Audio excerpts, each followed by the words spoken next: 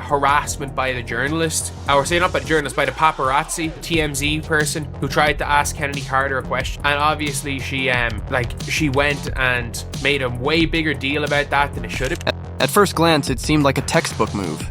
Bring in a seasoned defender to help guide a budding superstar into a championship caliber future. But as the saying goes, not every piece fits seamlessly into the puzzle. And in Turner's case, her past online commentary soon revealed that she might not mesh with the Fever's culture, or with the passionate fan base that has rallied around Caitlin Clark. The feverish anticipation in Indiana was palpable.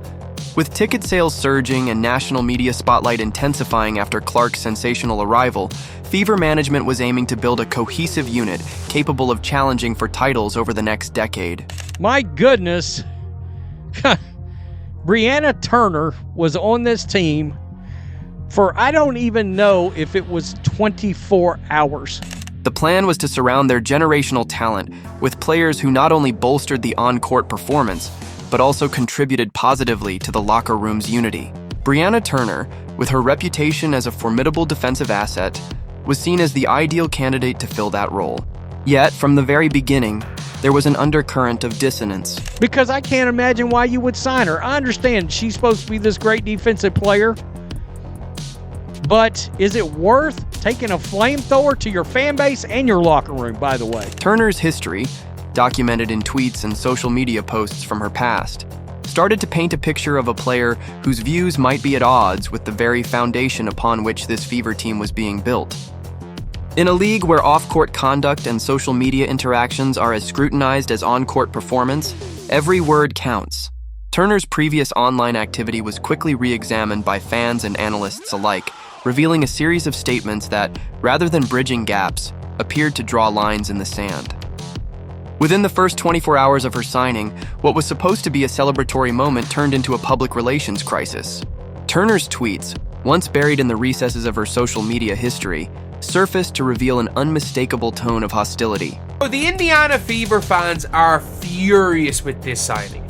Absolutely furious with the fact the Fever have signed someone who appears to be a Caitlin Clark hater in Brianna Turner. In one particularly incendiary post, Turner ridiculed the Iowa Hawkeyes' celebration of their NCAA runner-up finish, a celebration that many fans felt was emblematic of respect and sportsmanship. The tweet read along the lines of, "Iowa will hold a celebration to honor the NCAA runner-up. All players and coaches expected." Respectfully, I'm confused. Is this what a runner-up typically does? For many Indiana Fever supporters, this was more than just a misinterpreted joke. It was a direct affront to the pride and respect the community had for Caitlin Clark, who had been instrumental in elevating the team's profile. Clark's own collegiate heroics and her subsequent arrival in Indiana had not only reinvigorated the franchise, but had also united a diverse group of fans behind a common cause. Seriously, if you're going to dog out your fan base that you just came over to, and look, she's got a history of going after The revelation that Turner had in the past taken jabs at a program that was so closely linked with Clark's history sent shockwaves through the fan base. Social media, a double-edged sword in modern sports, is notorious for its ability to amplify controversies in real time. What might have once been an isolated incident now quickly evolved into a full-blown public relations disaster. Fans, who had been eager to welcome what they believed was a defensive upgrade, instead found themselves inundated with tweets and retweets highlighting Turner's past transgressions. The very same platform that was supposed to help integrate a new player into the Fever system became a battleground.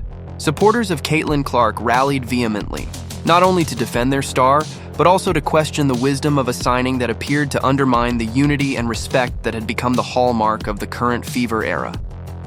One tweet after another poured in. Fans expressed disbelief, anger, and confusion. Comments ranged from, "How can we defend our champion when one of our own is throwing shade?" the Iowa Hawkeyes talking shit about Caitlin Clark fans. It's baffling. Seriously. Turner. We expected a defensive force, not a provocateur. In a move that many found equally baffling and infuriating, Turner did little to mitigate the growing backlash. Rather than issuing a conciliatory apology or offering an explanation that might have calmed the storm, she chose to double down on her defiant stance.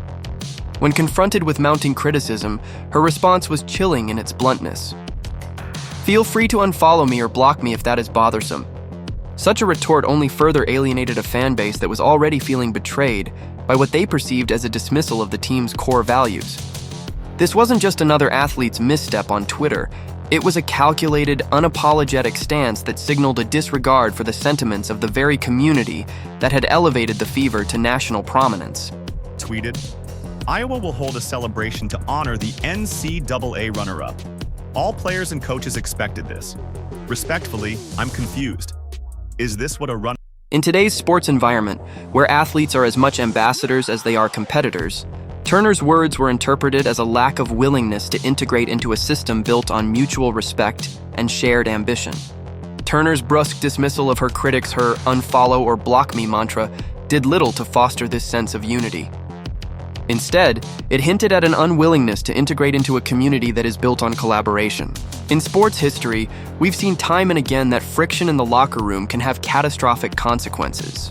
From the infamous locker room disputes in other professional leagues to the well-documented examples of team disintegration in the face of internal strife, one thing is clear. Runner-up typically does? Respectfully? Please. Fans saw right through it. That wasn't respect. That was shade. And in Indiana, you don't come for Kate. And in this case, Turner's actions have already sown seeds of discord that could have lasting impacts on the team's ability to perform at its peak. The Fever's front office now faces a dilemma. How do you manage a player who, on paper, has the skills to contribute on defense, but off the court may be poisoning the very environment that has become synonymous with the team's recent resurgence? It's a tightrope walk between valuing on-court talent and safeguarding the intangible elements that bind a team together. Many analysts have compared Turner's situation to past incidents in professional sports, where an individual's off-court behavior ended up undermining team cohesion. In such cases, the repercussions have ranged from diminished performance on the court to the eventual release of the player in question. The broader question that looms is whether Turner can recalibrate her approach and find a way to align with the Fever's culture, or if her insistence on maintaining her provocative online persona will continue to generate friction and potentially hinder the team's progress. Clark, not if you want to wear that Fever jersey comfortably. She tweeted this: "Iowa will hold a celebration to honor the NCAA runner-up. All players and coaches expected." This is Iowa to hold celebration. Respectfully, I'm confused. For a franchise that is riding high on the momentum generated by Caitlin Clark's rise, the stakes couldn't be higher. In the midst of the social media maelstrom, Turner's next steps have been under intense scrutiny. Instead of taking a conciliatory tone or acknowledging the concerns raised by the Fever's loyal supporters, she opted to stand her ground. In one of her most defiant tweets, she proclaimed, "I will not bend the knee or change my online advocacy efforts to appease others while I anticipate receiving criticism, hostility, and invalidation." These words, delivered with a chilling sense of finality, underscored her commitment to her personal beliefs, regardless of the cost. For some observers, this was an admirable display of conviction, a willingness to stand up for one's principles in a world that often demands conformity. But for the Fever faithful, and for anyone invested in the team's future, this was seen as a stark repudiation of the team-first mentality that has defined the current era. Turner's message wasn't just about defending her own social media record. It was, implicitly, a rejection of the unspoken pact between a player and her fans. In Indiana, where every move is scrutinized and every word carries weight, such a stance can be disastrous. The implications of this defiance extend far beyond social media. Be honoring all the accomplishments. I'm confused. Is this what a runner-up does? It does if you're Iowa. I'm sorry, it does. But it got worse. When fans called her out, expecting maybe a "my bad," Turner doubled down. Turner's refusal to temper her online voice raises a number of critical questions. How will she handle the inevitable challenges on the court? What happens when the pressures of a high-stakes game clash with the expectations of an already volatile public persona? And most importantly, how will the locker room respond when a teammate appears more interested in online skirmishes than in contributing to the collective success of the team? In the current climate of professional sports, where every tweet is dissected and every off-court statement is judged, Turner's posture might be seen as a double-edged sword. On one hand, it positions her as a player who isn't afraid to speak her mind, someone who stands up for her beliefs regardless of external pressures. On the other hand, it alienates a significant portion of the fan base and potentially disrupts the delicate balance of team chemistry that has become a cornerstone of the Fever's identity. To truly understand the depth of this controversy, one must consider the evolving role of athletes in today's cultural landscape. She basically told them to get lost. Her response: "Feel free to unfollow me or block me if that is bothersome to you." Fans couldn't believe it. This wasn't some harmless tweet from the past. Basketball players, particularly in the WNBA, are no longer confined to their on-court exploits. They are influencers, activists, and increasingly, public figures who represent broader social and cultural movements. When Caitlin Clark burst onto the scene, she did more than just elevate the Fever's game. She redefined what it means to be a franchise player in an era where social impact and athletic excellence are intertwined.